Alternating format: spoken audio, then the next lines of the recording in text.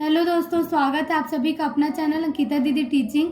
तो आज हम पढ़ने वाले हैं नवोध आदर्श उत्तर नवोध संभावित प्रश्न पत्र सेट ए लेखा शास्त्र कक्षा 12वीं। तो जो हमारा आदर्श उत्तर है ना, तो आदर्श उत्तर के द्वारा हमको जो अकाउंट सब्जेक्ट है क्लास 12th का, उसका हमको 4 सेट में क्या मिला है, इंपॉर्टेंट क्वेश्चन मिला है। ठीक है, आदर्श उत्तर के द्वारा तो हमको जितना भी आदर्श उत्तर के द्वारा क्वेश्चन मिला है उस क्वेश्चन को हम क्या करने वाले हैं, डिटेल में पढ़ने वाले हैं। ठीक है, तो आज हमारा जो आदर्श उत्तर का सेट ए है उसका क्लास 13 है। ठीक है, तो क्लास 13 में आज हम किसके बारे में पढ़ेंगे, प्रश्न क्रमांक 21 के बारे में पढ़ेंगे। ठीक है, तो देखो प्रश्न क्रमांक 21 है क्या, निम्नलिखित सूचना से चालू अनुपात की गणना कीजिए। चालू संपत्ति 2,50,000 रुपए, स्टॉक 60,000 रुपए, कार्यशील पूंजी 15,000 रुपए। तो हम एक बार प्रश्न को और आराम से समझते हैं। ठीक है, तो देखो प्रश्न क्या बोल रहा है, निम्नलिखित सूचना से चालू अनुपात की गणना कीजिए। हमको कौन से अनुपात की गणना करना है जी, चालू अनुपात की गणना करना है। ठीक है, तो उसके लिए हमको क्या क्या सूचना दिया गया है, जो हमारी चालू संपत्ति है वो क्या है, 2,50,000 रुपए है। जो हमारे स्टॉक है वो कितना है, 60,000 रुपए है। और जो हमारी कार्यशील पूंजी है वो कितना है जी, 1,50,000 रुपए है। ठीक है, कितना है जी, 1,50,000 रुपए। मैंने बाय मिस्टेक इसको 15,000 रुपए बोल दिया था शायद, है ना, लेकिन है ये कितना, 1,50,000 रुपए। ठीक है, तो देखो हमको सबसे पहले प्रश्न में क्या बोला है, चालू अनुपात की गणना कीजिए बोला है ना। तो सबसे पहले हमको ना कि कोई भी अनुपात की गणना करने के लिए बोला जाए ना प्रश्न में, तो सबसे पहले हमको उसको क्या लिखना है, सूत्र लिखना है। ठीक है, तो चालू अनुपात का सूत्र क्या होता है जी, चालू संपत्ति बटा चालू दायित्व होता है। ठीक है, क्या होता है, चालू संपत्ति बटा चालू दायित्व। फिर उसके बाद जो चीज हमारे पास है क्वेश्चन में उसको वैसी का वैसी रहने देना, और जो चीज नहीं है उसको क्या करना पड़ेगा, हमको गणना करना पड़ेगा। ठीक है, तो देखो सबसे पहले क्या चाहिए, चालू अनुपात के लिए चालू संपत्ति चाहिए। तो हमको चालू संपत्ति प्रश्न में दिया गया है 2,50,000 रुपये। ठीक है, लेकिन अब फिर दूसरा क्या चाहिए, चालू दायित्व। लेकिन चालू दायित्व हमको दिया है क्या, नहीं दिया है ना। तो हमको चालू दायित्व का क्या करना पड़ेगा,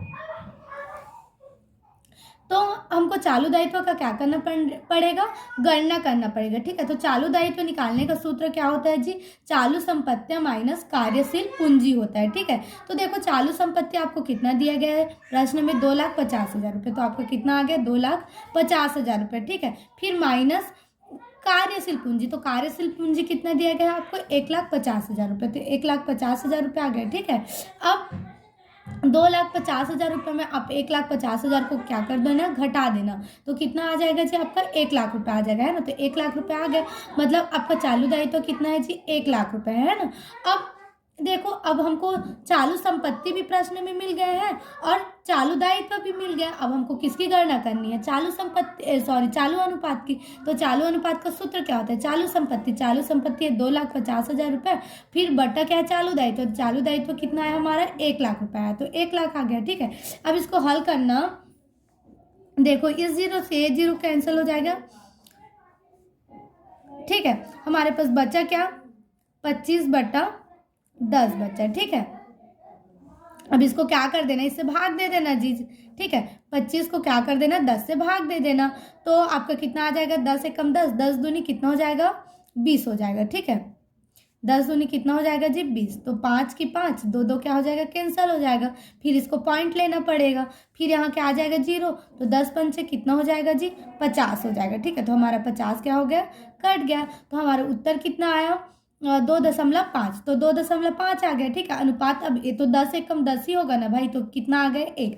तो हमारा कितना आ गया, चालू अनुपात 2.5:1 आ गया। ठीक है, अब यहाँ नोट लिखा है, स्टॉक चालू संपत्ति में जुड़ा होता है। मतलब जो हमारे स्टॉक है उसका तो कुछ किए नहीं है ना, प्रश्न में दिया क्या, स्टॉक 60,000, लेकिन उसका यूज किए क्या, नहीं किए। क्यों नहीं किए, क्योंकि जो हमारी स्टॉक होती है वो किसके साथ जुड़ा हुआ था जी, चालू संपत्ति के साथ। ठीक है, इसलिए उसका कोई भी गणना नहीं किए हैं। ठीक है, आया समझ में। तो देखो अथवा क्वेश्चन है ना, जो हमारा प्रश्न क्रमांक 21 है उसी का क्या है, ये अथवा क्वेश्चन है ना। तो देखो क्या बोल रहा है, निम्नलिखित सूचनाओं से चालू अनुपात ज्ञात कीजिए। स्टॉक 25,000 रुपये, देनदार 20,000 रुपये, प्राप्य पत्र 5,000 रुपये, अग्रिम कर चुकाया 2,000 रुपये, रोकड़ है 15,000 रुपये, लेनदार 30,000 रुपये, देय विपत्र 20,000 रुपये, बैंक अधिविकर्ष 2,000 रुपये। ठीक है। तो एक बार और प्रश्न को हम क्या करते हैं, आराम से समझ लेते हैं ना। तो निम्नलिखित सूचनाओं से चालू अनुपात ज्ञात कीजिए। जस्ट अभी हम लोग चालू अनुपात ज्ञात कर रहे हैं ना, वैसे ही हमको क्या ज्ञात करना है जी, चालू अनुपात ज्ञात करना है ना। अब इसमें हमको स्टॉक का मूल्य कितना दिया है, 25,000 रुपये दिया गया है। देनदार कितना दिया गया है, 20,000 रुपये। प्राप्य पत्र कितना दिया गया है, 5,000 रुपये। अग्रिम कर चुकाया कितना दिया गया है, 2,000 रुपये। रोकड़ कितना दिया गया है जी, 15,000 रुपये। लेनदार कितना दिया गया है, 30,000 रुपये। और देय पत्र कितना दिया गया है, 20,000 रुपये। और बैंक अधिविकर्ष कितना दिया गया है, 2,000 रुपये। ठीक है। तो हमको क्या ज्ञात करना है, चालू अनुपात ज्ञात करना है ना। तो चालू अनुपात का सूत्र क्या होता है, चालू संपत्ति बटा चालू दायित्व होता है ना।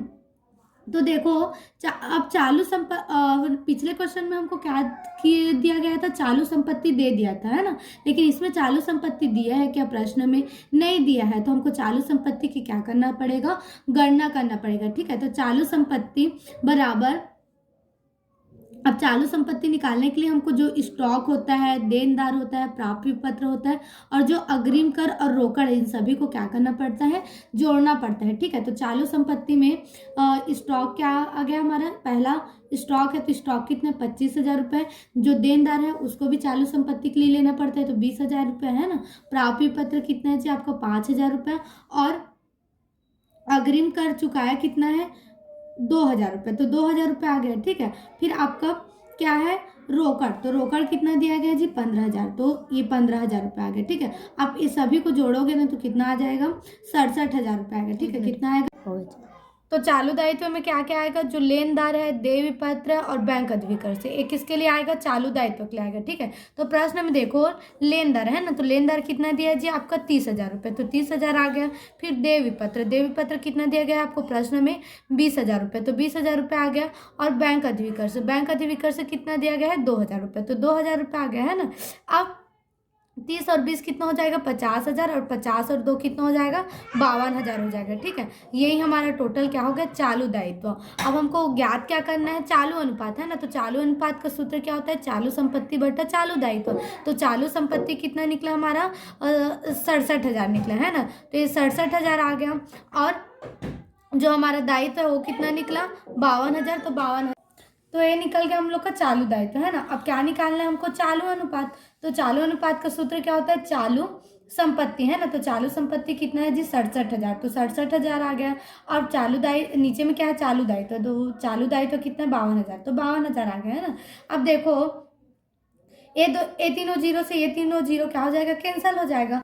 अब देखो जी, जो हमारा 67 है ना, उसको किससे भाग देना पड़ेगा, 52 से, है ना। तो 52 एक कम क्या हो जाएगा, 52, है ना। तो 7 में से 2 जाएगा तो कितना बच जाएगा, 5। और 6 में से 5 जाएगा तो कितना बच जाएगा, 1। तो ये हो गया, है ना। अब 15 जाएगा क्या, 52 से भाग नहीं जाएगा, तो यहाँ पास क्या लेंगे, दशमलव। तो कितना हो जाएगा, 150। अब 52 का पहाड़ा पढ़ो कि 150 से ज़्यादा मत हो, है ना। तो देखो 52 का पहाड़ा 3 बार पढ़ के देखते हैं ना, कितना आता है। तो 3 दूनी कितना हो जाएगा, 6। और 5 से कितना हो जाएगा, 15, है ना। तो 156 ज़्यादा हो जा रहे हैं ना, तो क्या करते हैं, 52 लेके देखते हैं ना। 52 गुणा 2 करके देखते हैं। तो 2 दूनी कितना हो जाएगा, 4। और 5 दूनी कितना हो जाएगा जी, 10। तो कितना आ रहा है, 104, है ना। तो हम इसी को लेते हैं ना, जो छोटा है उसी को। तो 104। अब 10 में से 4 जाएगा तो कितना बच जाएगा, 6। अब एक इसको दे दिया तो 5 कितना बन गया, 4, है ना। और एक एक क्या हो गया, कैंसल हो गया। अब फिर 46 नहीं जाएगा, कितना बार में आया है जी हमारा, 2 बार। तो 2 बार आ गया। अब 46 फिर 52 से जाएगा क्या, दशमलव लिए तो फिर यहाँ पर क्या ले सकते हैं, 0, है ना। तो कितना हो जाएगा, 460। अब 52 का पहाड़ा पढ़ो कि 460 से ज़्यादा मत हो। तो 52 का गुणा हम किससे करके देखते हैं, 8 से देखते हैं ना। 8 दूनी कितना हो जाएगा, 16। हासिल है 1, 8 पंच 40, 40 और 1 कितना हो जाएगा, 41, है ना। 416। तो ये तो छोटा हो रहा है ना, एक बार 9 से करके देखते हैं, है ना। तो 9 दूनी कितना हो जाएगा, 18। हासिल है 1, 9 पंच 45, 45 से कितना हो जाएगा, 46। तो ये तो 468 हो जा रहे, तो बहुत ज़्यादा हो जाए। तो हम किसको लेंगे, ये 416 को ही लेंगे। ठीक है, छोटा संख्या। तो कितना आ गया, 416। 10 में से 6 जाएगा तो कितना आ जाएगा, 4। और 5 में से 1 जाएगा तो कितना आएगा जी, 4। और 1 क्या हो जाएगा, कैंसिल हो जाएगा, है ना। अब हमको दशमलव के बाद कितने संख्या चाहिए रहते, 2। तो इसको आगे और बढ़ाएंगे जी, तो 0 लेंगे। तो फिर 440 हो गया। तो देखो अगर 52 नियर लेंगे तो 468 आएगा, और 52 अट्ठे लेंगे तो कितना आएगा, 416 आएगा ना। कितना बार में आया था, 8 बार में, है ना। तो फिर से 416 लेना पड़ेगा, है ना। तो ये कितना हो जाएगा, 10 में से 6 जाएगा तो 4, है ना। और ये कितना हो गया, 3, 3 में से 1 जाएगा तो 2, और 4 4 क्या हो गया, कैंसल हो गया। अब ये 24 आ गया, है ना। तो ये भी तो 8 ही होगा ना, कितना बार में लिए हैं जी, 8 बार में, तो 8 बार। अब हमको दशमलव के बाद वैसे भी 2 संख्या चाहिए रहता है, लेकिन हम तो 3 संख्या ले लिए, है ना। तो इतना ही में हमारा उत्तर क्या हो गया, आ गया, है ना। तो हमारा जो उत्तर होगा वो कितना होगा पता है आपको। तो हमारा जो उत्तर है वो कितना हो जाएगा, 1.288 हो जाएगा, अनुपात 1। अब 52 एक कम तो 52 ही होगा, तो 1 आ जाएगा, ठीक है। तो ये क्या हो गया, हमारा चालू अनुपात की गणना हो गया, ठीक है। आया समझ में।